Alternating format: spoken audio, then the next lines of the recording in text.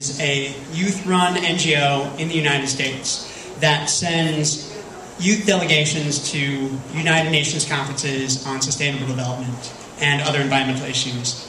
Every year, SustainUS sends a group to the climate negotiations. So we just sent a group to Durban this past December, and we're going to be sending a group to Qatar this upcoming year. And we also participate in the CSD process, which is why we have a group here, about 20 people from SustainUS. SustainUS is also looking to launch a youth leadership development program within the United States because we feel that youth that attend these negotiations have very impactful moments and moments of inspiration and want to take those moments and bring them back to the US and create something new. But there isn't that much enabling infrastructure to help folks to do that. So SustainUS is going to be working to collaborate with its extensive network of alumni and other partner organizations to figure out what is the best way that we could create a program that would support US youth in launching new initiatives, whether it's in the communities or creating stronger partnerships between different international organizations. We have a lot of different ideas on it, and we're really excited to see where that goes over the next year.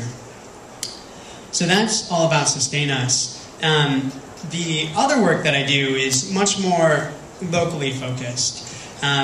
Lately, I've gotten very interested in the emerging green economy movement within the US that is driven largely by youth. There's a growing network of local initiatives within the United States of youth coming together to help catalyze community projects and create programs that work with community partners to implement sustainable development on a very local scale.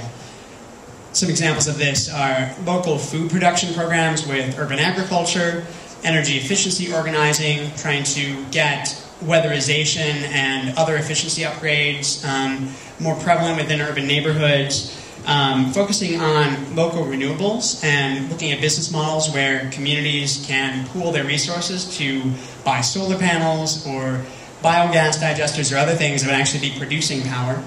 And bicycling and figuring out how do we create more bicycle routes that are accessible to local communities. So last summer I got to travel throughout the United States, went to 4 different communities and observed different local community-based energy conservation programs and was really, really inspired, particularly by work that I saw within Minneapolis. That work was part of this group called Cooperative Energy Futures, which was actually a cooperative business entity that anybody that was a member of that organization would be benefiting from the revenues and from the efficiency activities and the other things they were doing. And I was really excited to see that youth, people that had just graduated college from Minneapolis, had started this organization and were doing really successfully. So since then I've been thinking a lot about what would it take to get more youth doing things like that? What would it take to have these types of new organizations really blossom and get up to scale and have a lot more of them emerge?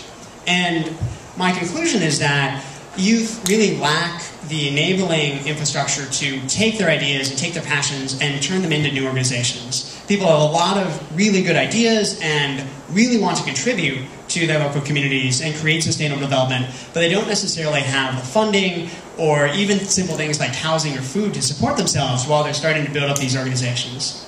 So over the past 6 months, I've been working with friends of mine from my university to put together a plan to create a new social venture incubator in St. Louis called the Center for New Ideas. And basically, this concept is creating a new organization that would be hosting startup social enterprises, groups that are really working for the betterment of St. Louis, working on these types of projects that would really create sustainable development that people could feel and would really improve lives. So we have been talking with a variety of partners, both in my university and community groups. There's a church in St. Louis that's really excited to work with us and potentially provide the space for the venue for the incubator to exist.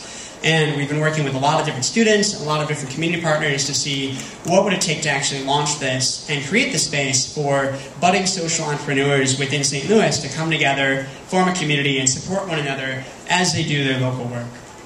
So I'm going to be working on that for the next year. Right now, it's just a business plan with a lot of hope and a lot of excitement.